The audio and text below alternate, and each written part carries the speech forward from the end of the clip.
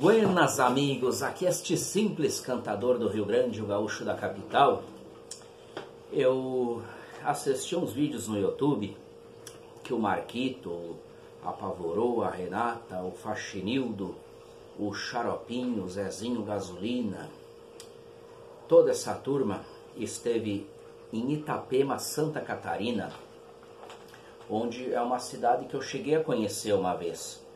E eu peço humildemente, de coração, se sempre foi meu sonho me apresentar no programa do Ratinho, mas se não for possível, tocar uma gaita para ele, para todos vocês aí, humildemente.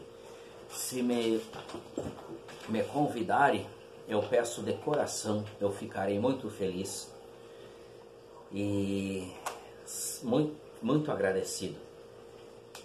Então, eu faço uma música de minha autoria.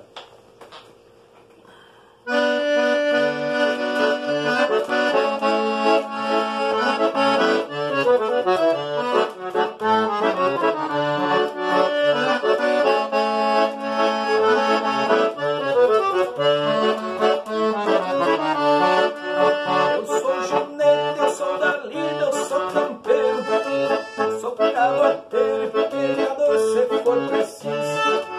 Não sou indeciso, calço o pé e sigo em frente, porque eu sou vivente que monta no lombo liso.